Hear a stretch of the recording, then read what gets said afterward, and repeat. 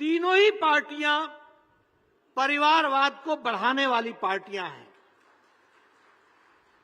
और तीसरा, तीनों ही पार्टियां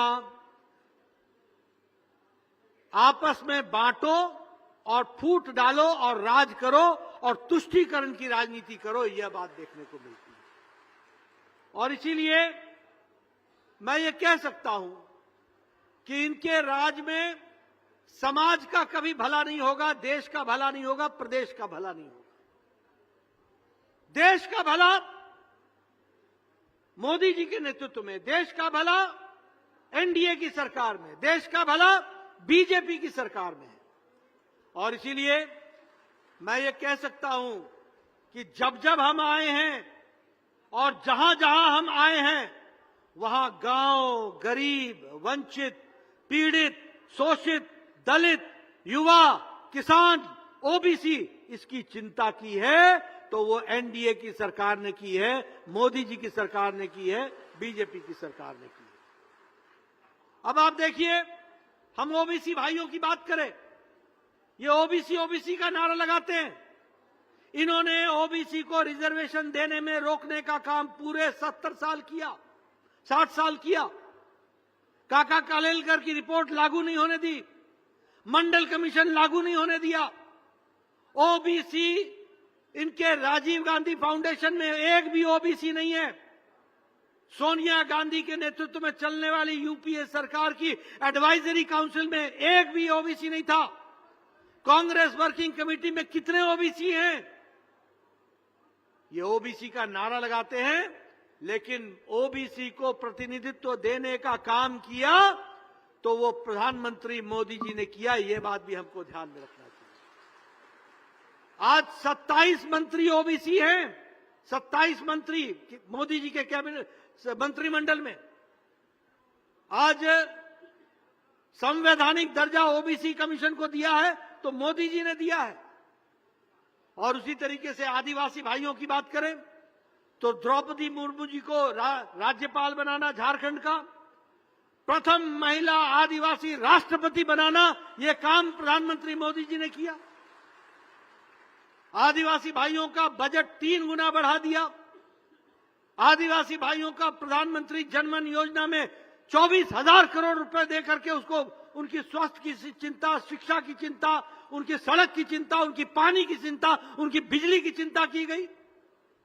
और उसी तरीके से मुख्य धारा में शामिल करने के लिए हमारा आदिवासी बच्चा पढ़ सके, इसके लिए एकलव्य रेजिडेंशियल स्कूल को उसका बजट 21 गुना बढ़ा दिया, 21 गुना बढ़ा दिया, ये विकास के साथ जोड़ने का। और इसीलिए हम ये कह सकते हैं कि हर दृष्टि से मुख्य धारा में शामिल करने का काम प्रधानमंत्री मोदी जी ने किया है। मैं यहां ये भी बताना चाहता हूं, आज मोदी जी के नेतृत्व में पूरी ताकत के साथ और आन बान शान के साथ भारत की अर्थनीति आगे बढ़ रही है।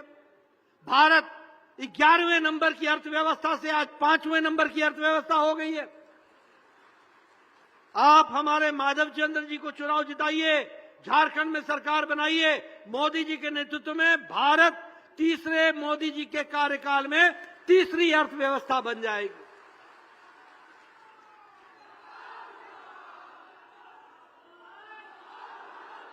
देखो, सारी दुनिया की अर्थनीति लड़खड़ा गई है, सारी दुनिया की अर्थनीति।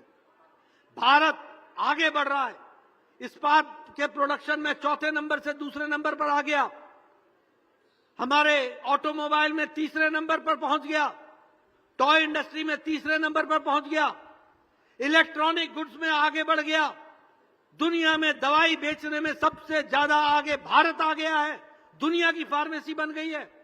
इसलिए आज भारत को दुनिया भी एक शक्तिशाली देश के रूप में आगे बढ़ता हुआ देख रहा है। ये भारत का प्रधानमंत्री मोदी जी के नेतृत्व में हुआ। मित्रों, झारखंड को भी विकास में मोदी जी ने कोई कसर नहीं छोड़ी है।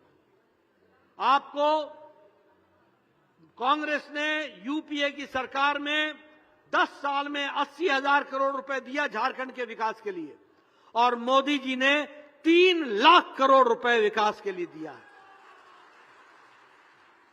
51% नेशनल हाईवे बनकर के तैयार हुए हैं। झारखंड अकेले में 2256 किलोमीटर नेशनल हाईवे बना है। 2256 किलोमीटर एलिवेटेड रोड, 4 लेन, 6 लेन, और अब तो वाराणसी से कलकत्ता वाया रांची ये 6 लेन का ग्रीन कॉरिडोर बन रहा है और रांची को विकास के साथ जोड़ा जा रहा है। 12 वंदे भारत ट्रेन चल रही हैं, वैसे 68 चल रही हैं। 12 वंदे भारत ट्रेन झारखंड से चल रही हैं और झारखंड में जुड़ रही हैं। उसी तरीके से आज विकास के दृष्टि से देखा जाए, all India institute of medical sciences AIIMS Deoghar में खोल दिया गया है। अगले 2 साल बाद अब कोई भी इलाज कराने के लिए दिल्ली नहीं जाएगा, उसका इलाज झारखंड की धरती पर होगा।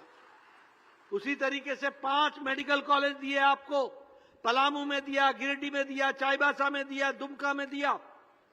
5 मेडिकल कॉलेज खोले हैं और अब हम लोगों ने तय किया है हमारे माधव जी को जिता के भेजना, 10 नए मेडिकल कॉलेज खोलेंगे, 10 नए मेडिकल कॉलेज खोलेंगे।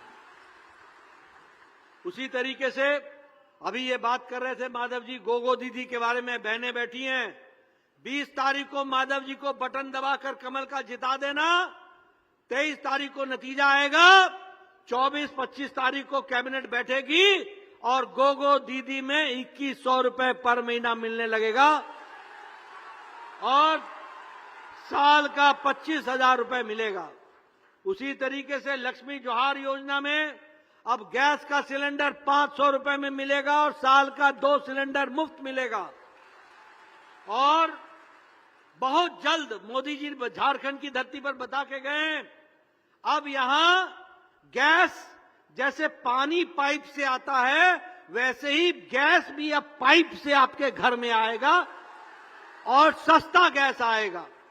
उसी तरीके से हमारे नौजवान बैठे हैं, 2,87,000 सरकारी नौकरी हम देंगे, जिसमें से 1.5 लाख नौकरी अगले नवंबर तक हम दे देंगे। उसकी हम व्यवस्था कर देंगे, उसको हम आगे बढ़ाएंगे।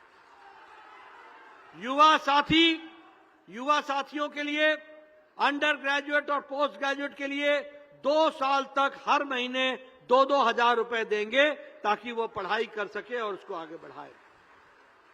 वृद्धा पेंशन, विधवा पेंशन, दिव्यांग पेंशन, इसको हम 2500 रुपए प्रति माह कर देंगे और विकास करेंगे। और हमारे, अब कान खोल के सुन लेना और पत्रकार बिंदु नोट कर लेना, ये जो बांग्लादेश से आए हुए घुसपैठिए हैं ना, इनको एक एक को चुन करके झारखंड की धरती से बाहर करेंगे। और जो इन्होंने आदिवासी भाई बहनों के साथ विवाह रचा करके उनकी आदिवासी की जमीन को हड़पने का काम किया है, और हेमंत सोरेन ने इसमें, सरकार ने आंख मूंद करके मदद की है। हम ऐसा कानून बनाएंगे कि घुसपैठिए का बच्चा आदिवासी की जमीन का हकदार नहीं होगा। इस नियम को हम लेकर के आएंगे। मित्रों, ये हाल देखो हेमंत सोरेन का, ये चिट्ठी है, ये इसमें लिखा हुआ है साफ कि बांग्लादेश के घुसपैठी मदरसे में आकर के ठहरते हैं और मदरसों में उनके लिए आधार कार्ड बनाने की व्यवस्था होती है, राशन कार्ड बनाने की व्यवस्था होती है, वोटर कार्ड बनाने की व्यवस्था होती है, और बाद में उनको जमीन और रोजगार देने की व्यवस्था की जाती है। बोलो, ऐसी सरकार को रहने देना है क्या? जोर से बोलो, रहने देना क्या? इनको वापस भेजने का काम हमारी सरकार करेगी, ये हम आपको बताना चाहते हैं।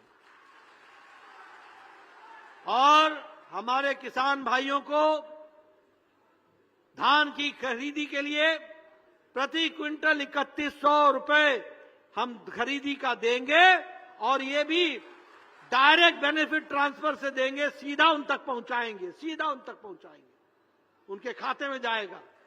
और 5 एकड़ तक की जमीन वाले को 1-1 करोड़, एक एकड़ का 5,000 रुपए देंगे। इस तरीके से हम व्यवस्था करेंगे। और इसलिए मैं आपसे निवेदन करने आया हूं, नाला से हमारे विधानसभा के अपने माधव चंद्र जी, बहुत मेहनत करते हैं, सबका ख्याल रखते हैं। इन्होंने आगे भी आपकी लड़ाई लड़ी है और आगे भी लड़ाई लड़ेंगे, इस बात को आपको मैं विश्वास दिलाता हूं। इसलिए इनको आप चुनाव जिताइए। बोलिए, जिताएंगे ना?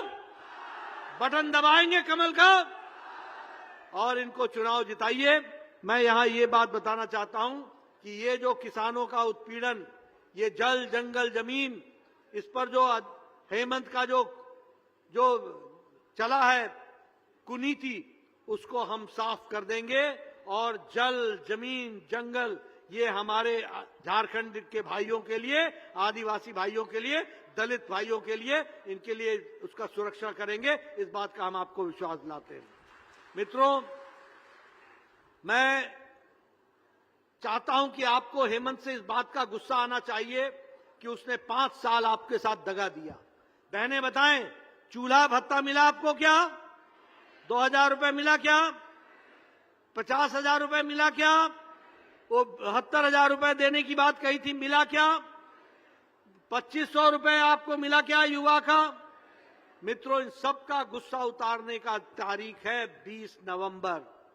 20 नवंबर को बटन दबाओ और ऐसे लोगों को। और मालूम है इन्होंने क्या किया है? इन्होंने 4000 करोड़ रुपए का खादान जल जीवन मिशन में घोटाला किया। जंगल जमीन बोलते थे, जल में घोटाला किया 4000 करोड़ का। खदान में घोटाला किया 5000 करोड़ का।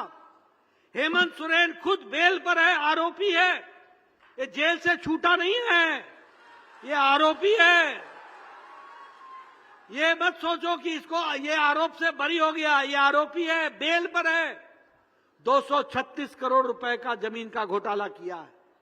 236 करोड़ रुपए का जमीन का घोटाला का आरोप है। और इसलिए मैं कहना चाहूंगा, एक तो सारा समाज एक हो जाए। ये जातियों में बांटने का प्रयास कर रहे हैं। हम एक हैं, मोदी जी ने कहा हम एक हैं तो हमें एक रहना है। और ये जो जमीन का घोटाला और ये जिहाद चल रहा है, इसको रोकने का काम आपको 20 तारीख को करना है। और आपको इस बात को पूरा करने के लिए पूरी ताकत आपको लगानी पड़ेगी। ऐसा मैं आपसे निवेदन करने आया हूं। और इस भ्रष्ट सरकार को, निकम्मी सरकार को उखाड़ फेंकने का मौका आया है और यहां नाला से माधव चंद्र को जिताने का मौका आया है। इनको आप जिताइए। इन्हीं शब्दों के साथ बहुत बहुत धन्यवाद। जय भारत, जय झारखंड, जय जोहार।